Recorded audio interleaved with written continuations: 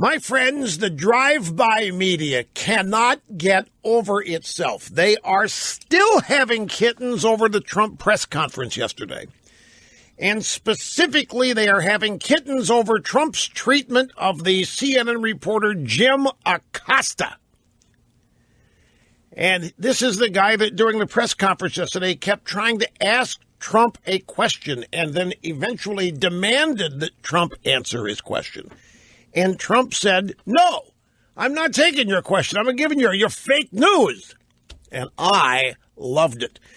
And the drive-bys have just gone purple over this notion of fake news. And you want to hear an example of success.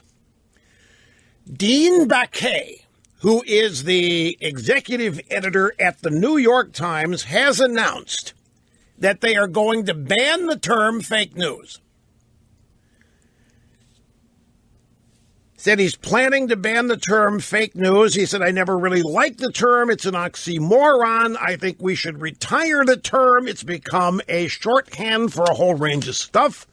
Grab soundbite number 12, Seth Meyers last night on his NBC late night entry.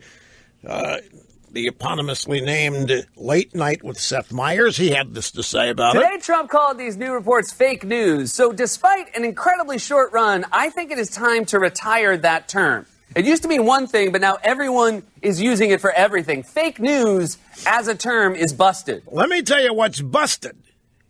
What's busted is the left's attempted exclusive use of it to describe me, to describe Fox News, to describe conservative media anywhere.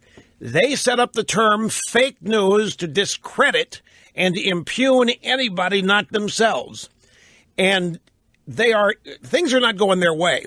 They're stepping in it no matter what they do. So the term fake news, we actually used that term fake news 10 years ago. We've got audio sound bites, we've got parodies where we've used the term. But they think they invented it.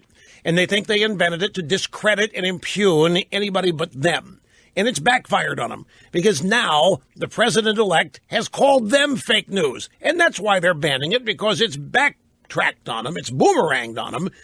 And they are the ones now accused of, in the public mind, of broadcasting, harboring, reporting fake news. So, of course, they want to get rid of it. They want to get rid of it because it's been used to describe them. Let's go back in time because this was so good. Let's go back in time and relive this. This is the segment yesterday. It's an iconic moment. We will preserve this as a historical item in our Grooveyard of Forgotten Sound Bites. This is how it happened about 24 hours ago. We gypped that press conference, and it happened near the end of it. Since you're attacking us, can you give us a question? Mr. President-elect. Mr. President-elect, since you are attacking our news organization, can you give us a chance? Your organization You are attacking our news organization. Can you give us a chance to ask a question, sir? Go ahead. Sir, can you state, Mr. President-elect, go ahead. Can you state categorically, she's asking a question. Mr. President-elect, can you give us a question? Don't be rude. You're attacking us. Can you give us a question? Don't be rude. No, I'm not going to give you a question. I'm not going to give you a question. Can you state categorically? You are fake news. Yes, I just love it. All during that bite runs 28 seconds. Were you able to hear everything you needed to hear in all the crosstalk? Because the one guy that kept shouting was Acosta, the guy from CNN. Mr. President-elect, since you're attacking our news organ. No, not you, not you. Can you give us a question? Give us a chance. Your organization is terrible. You're attacking our news organization. Your organization is terrible. Can you give us a chance to ask questions, sir? Go ahead. Sir, can you? Quiet. Don't be rude. Quiet. He told reporter to be quiet and then said, no, you don't get a question. You are fake news. Does anybody remember the name Neil Monroe? Yes, you do. You remember the name Neil Monroe. Neil Monroe was a reporter, I forget for whom. Let's see. Neil Monroe was a Daily Caller. And it was a press event at the White House. Now, admittedly, we will be honest and upfront about this. At this press event, there were no questions. It was one of Obama's, I'm going to speak, but you can't ask a thing. And if you do, I won't answer. One of those kind of things. And the press duly, when Obama says no questions, they bend over and say, how many no questions? When Obama says no questions, yes, God. Yes, our savior. No questions you want. No, we will not ask you any questions. Whatever Obama wanted, Obama got. No, I haven't forgot about Neil Monroe. Didn't lose my place. Neil Monroe worked for the Daily Caller, and Obama had one of these no questions events. And when Obama said no questions, the media said, how many no questions? And if Obama said, no questions never, that's what I'm talking. They say, fine.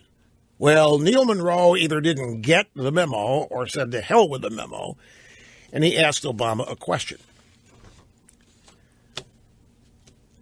The White House press corps literally chased Neil Monroe off the White House grounds. And then they did. I mean, he asked the question. Obama looked very, very irritated. The press was angry because the president's wishes had been ignored.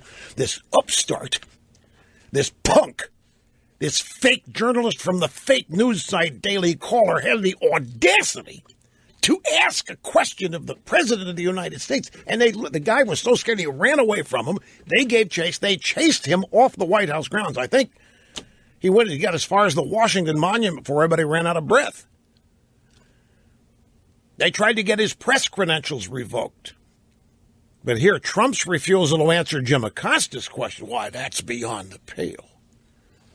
Now, here are some of the headlines from the Neil Monroe heresy. This happened back in 2012. It was June of 2012.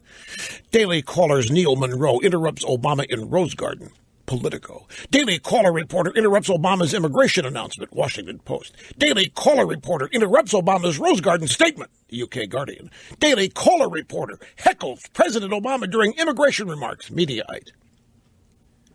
You know what Monroe's question was?